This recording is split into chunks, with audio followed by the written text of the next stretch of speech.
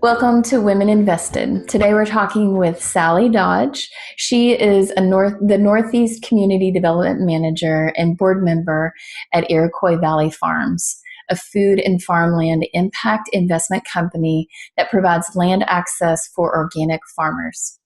Sally was an early promoter in the local foods movement in the Northeast, connecting chefs with farmers and setting up farmers markets in Vermont. Sally is a farmer, entrepreneur, and conservationist. She serves on the board and investment committee of the Cleveland H. Dodge Foundation. Sally, we are so excited to talk with you today. Thank you so much. Yeah. So our first question is, tell us about Iroquois Valley Farms, how it creates this positive impact with soil, with farming, farmers, and food. So Iroquois Valley Farms started with one farm in 2007, and a couple of good friends in Illinois, Dave Miller and Stephen Revard. Steve is a physician, and Dave was a banker. They became really concerned about the amount of cancer and diseases from toxic chemicals in our country, and decided that they wanted to figure out a way to support more organic farmers in the United States. And so this idea was hatched to buy farms and lease them to organic farmers, and to that way grow the pool of younger farmers as well, because we do have farmers in America whose age is sort of creeping up, and there are, I think the average age of the United States farmer is somewhere in the late 50s or early 60s. So in 2007, they had one farm, and then added very slowly, I think in 2010, 2011. In 2013, by that time, maybe there were about 10 or 12 farms. And we never buy the farm without having the farmer come to us first. So we buy the farm with the farmer in mind. If it's a conventionally managed agricultural land, we will help that farmer through the 3-year transition period to become an organic farmer by limiting the amount of the payment that they need to pay to us, and then we begin to ramp up once they are able to sell their products as organic. Our farms are funded by socially responsible investors, and it's a wonderful combination because these investors are very committed and principled people who want to see healthy food, healthy soils for a healthy planet. And so their money goes to buy the farm. Many of our investors wish they could be a farmer themselves and have found that maybe they will not be, but now they will own a farm through ownership of shares in Iroquois Valley Farms. We consider ourselves really to be a food and farmland company, that our emphasis is on the crops that are grown on our farms. Successful farmers are really important. After 7 years of us leasing to a farmer, the farmer may then buy the land from Iroquois Valley Farms. In fact, over the time, we've only sold one farm to a farmer, partly because we're still a young company and we've been in business since 2007. We're now up to 32 farms and growing rapidly. Our investors are Accredited, yes. And in fact, this year we are going to be moving to a REIT structure, which is going to really help us because we will be able to then have investors who do not have to have the $1 million plus the value of their homes to be accredited investors. And so that will mean that millennials will be able to invest in our company, more millennials. And we're really looking forward to that because there has been kind of a little bit of a bottleneck because we could only have certain kinds of investors up to now. And so the idea is taking off. A lot of our work is in simply becoming better known in the farm community so that the farmers come to us, and then also in the financial advisor community. And we hope that we'll be better known as we reach this REIT structure. And Sally, I'd love to hear what brought you to this work. How did you get here? Well, I've been a farmer all my life. My mother farmed in Vermont. She had a small beef operation, chickens and cows, and I grew up on that farm. Went away to school and college, came back with my then husband, and we started a beefalo farm. Beefalo is a cross between beef and buffalo, and we had about 100 head of beefalo in the 70s and 80s.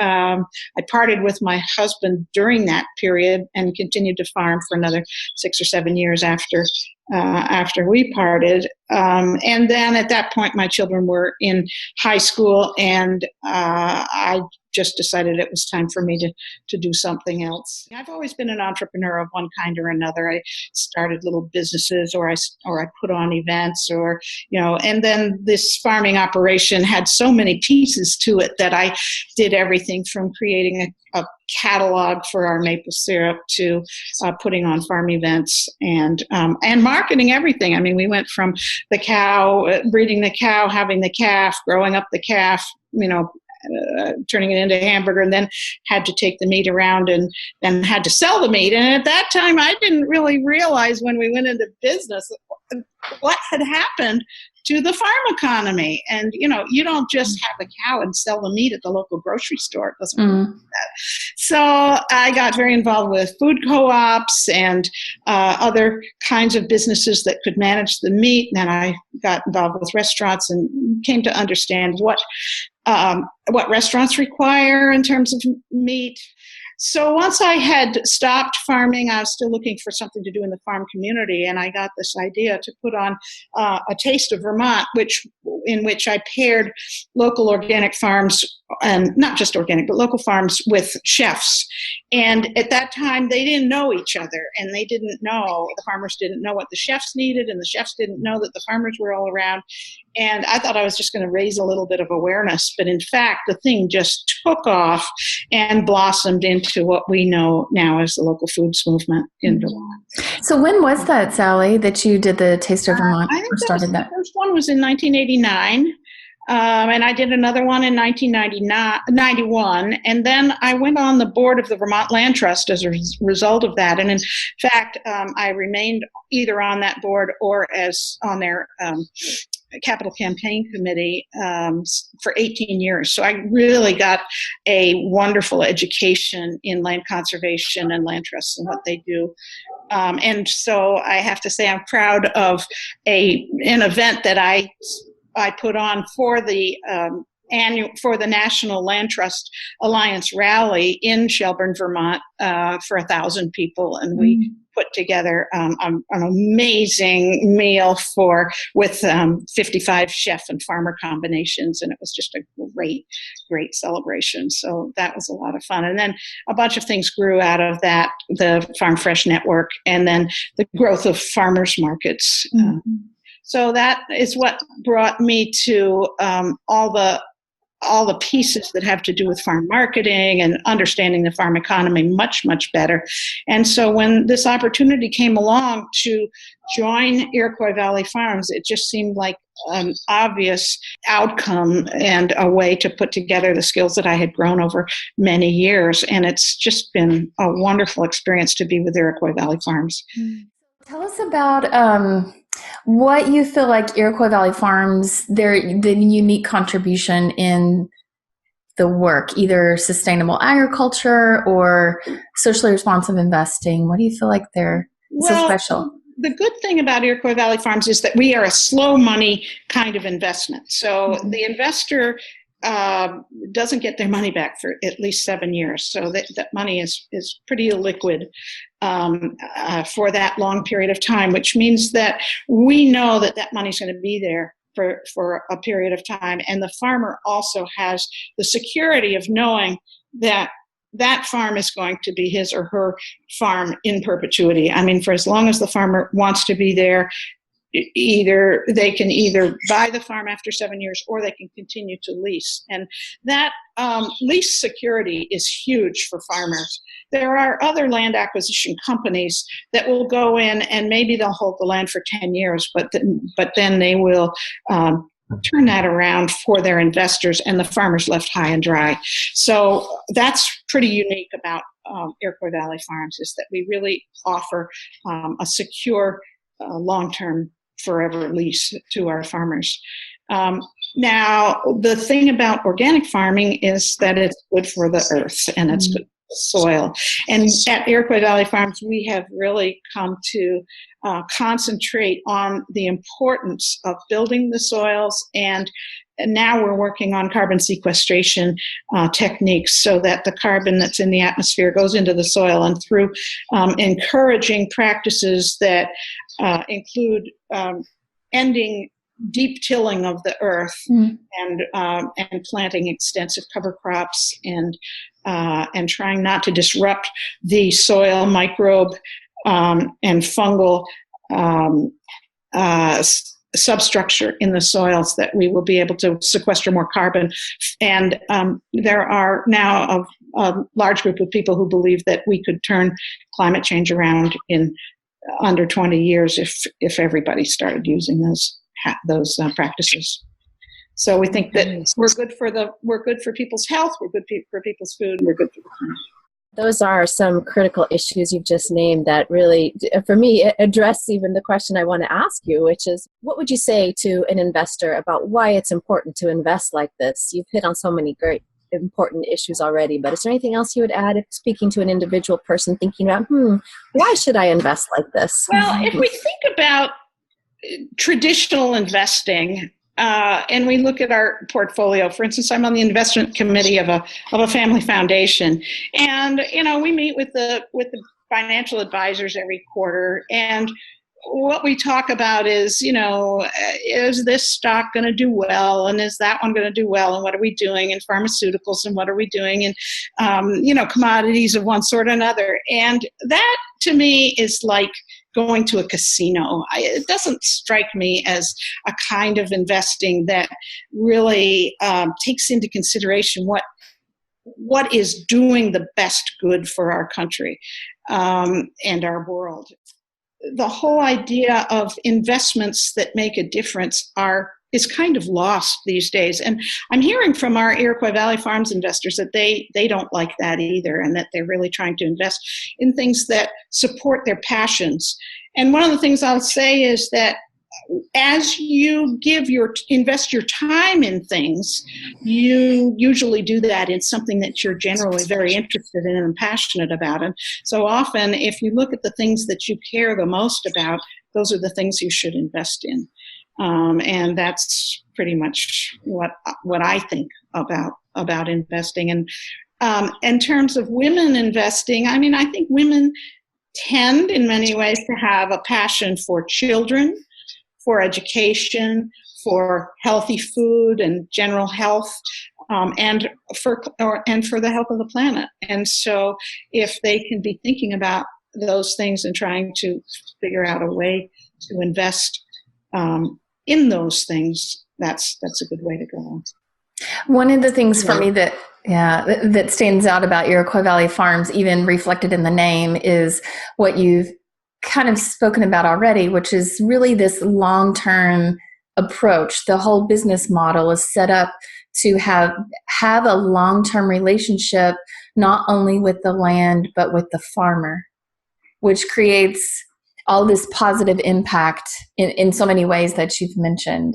And well, I think that is so special, I think, about how Iroquois Valley is designed, like you said, versus other types of investing, which really the extreme of that is, the worst of Wall Street, which is fast turnaround, and highest gain for, in very short amount of time. We have something called the law of the farm. And the law of the farm means you have to do all the things that need to be done to make a farm healthy, and a lot of that is long-term stuff. You plant a tree, it might be 40 years before you would either harvest it for timber or it would produce the amount of nuts that you want or whatever.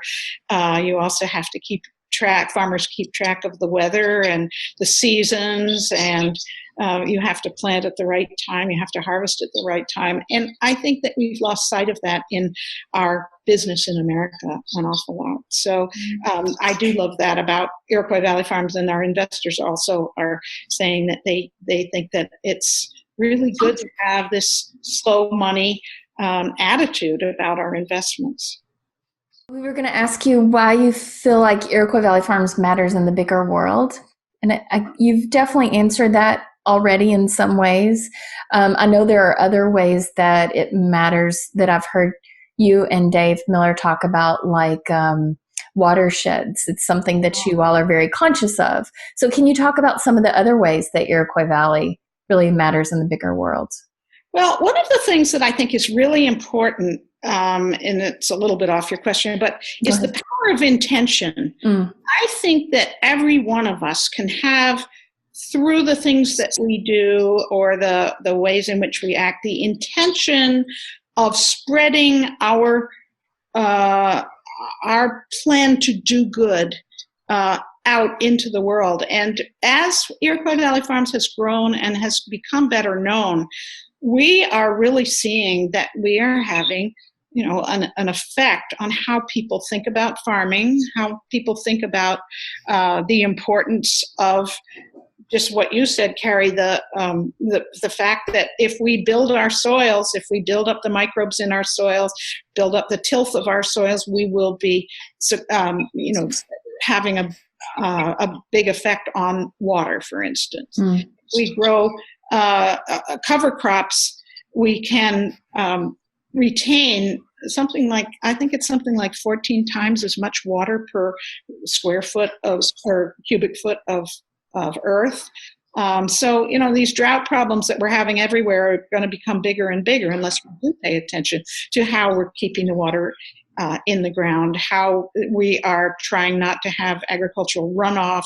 We want to stop the pesticide use. We want to stop the synthetic fertilizer use, because those are all things that are polluting our environment.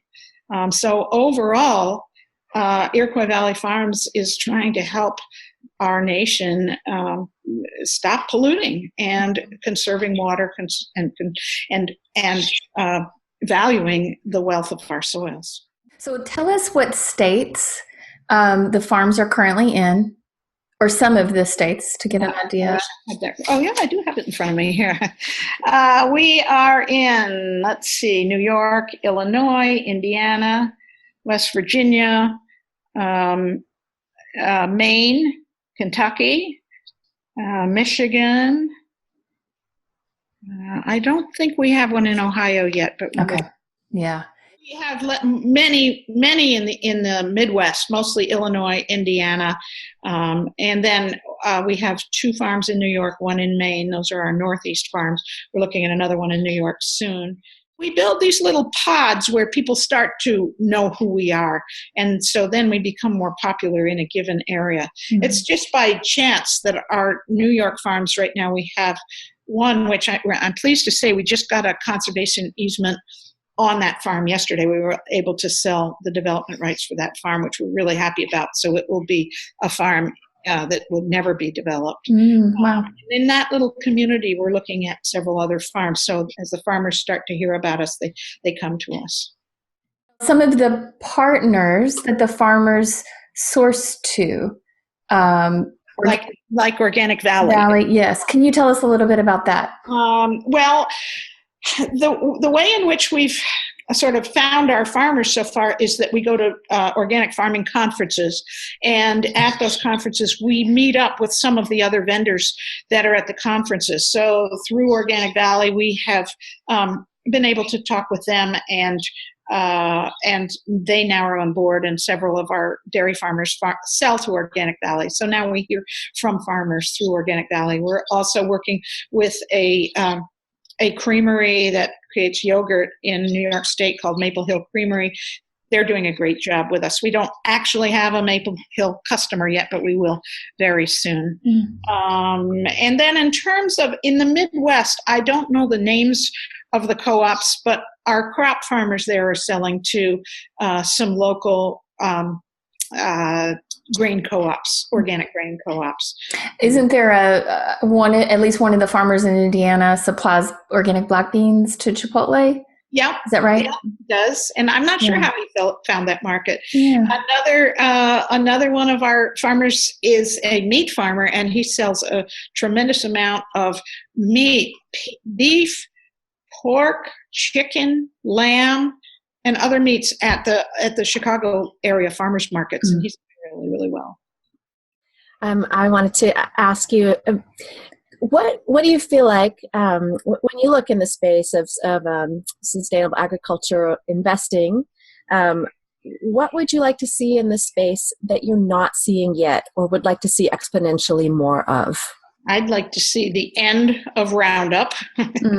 And the end of GMOs that are used the way they are today. I'm not saying all biotechnology is bad, but I think that we right now have 6 mega corporations that control over 70% of the food in the United States, and they would love to control that food all around the world. And that is really, really bad for people in the world from our point of view. It's the family farmers that are going to grow the food, and we really need to grow organic, healthy food for people. If you look at how ill many Americans are, it's from really bad food and pesticides and toxic exposure.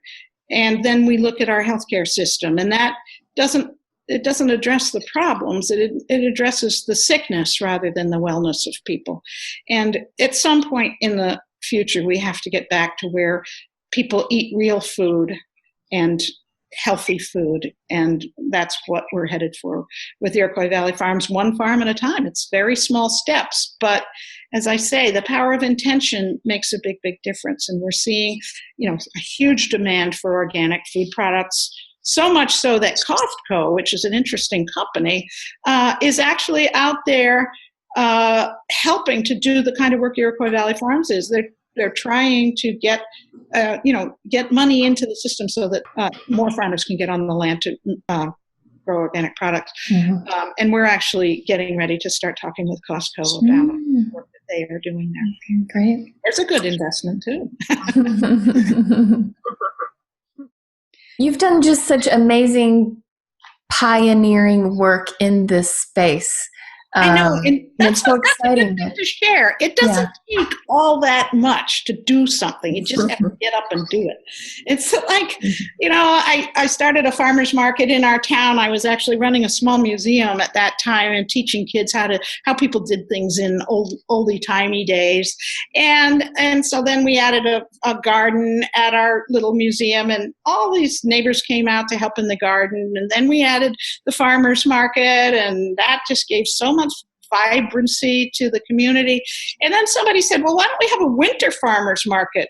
I said, oh, that's a good idea. So we put them in winter farmers market, and now there are winter farmers markets all over the state of Vermont. We have a fabulous one in our community now, and it just takes a little bit of doing. And if you have the passion to think that it's a good idea, it doesn't matter if you fail. You learn from that too, but we've had lots of little successes that have turned into big successes, and I'm pleased to say there are many more farmers markets in America now than there are McDonald's. Oh wow, I haven't heard that. Very good news. So my husband said that I should tell you stories, but I don't know.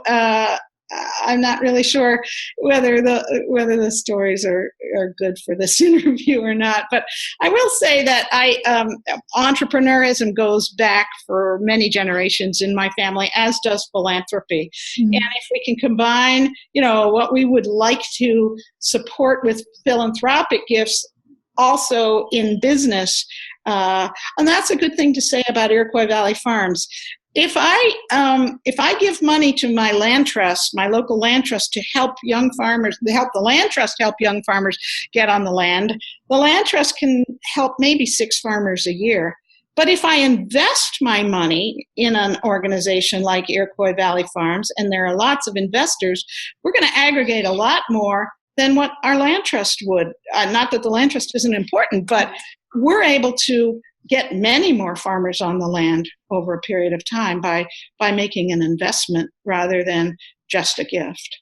People are at different levels of what size gifts they can give, but at my level, making an investment of my IRA, which was just sitting there doing not very much, I could still feel like I wasn't going to part with that money completely. Your investment with Iroquois Valley Farms is through your IRA. Yeah, and it seemed like a really good thing. It had been sitting in an account that was making very little money, and now it's in an account that I don't mind if it doesn't make much money. It's doing really good work with that money, and so that's what makes me happy, and then happy to be working for the company that's doing that good work. Well, we're so appreciative, Sally, of getting to have this opportunity to talk with you and to hear about what you're up to. So impressed with the impact that you've been making through your work and through all your life projects you've taken on. Sustainable and organic agriculture is something that really is a very important thing to many of my clients and also to me personally. I'm here in Hawaii, and somehow most of my closest friends are organic farmers or ranchers, including my husband. So this is a topic near and dear to my heart, besides the fact that, of course, we all eat every day, and I like to eat organically. Mm-hmm. So we so appreciate what you've been doing. You're a wonderful model, both in your personal work and the work that you're doing with Iroquois Valley. So thank you so much for taking the time with us today. Thanks, Sally. Thank you very much. As we say in Costa Rica, where we just took a trip, pura vida. That means a pure life.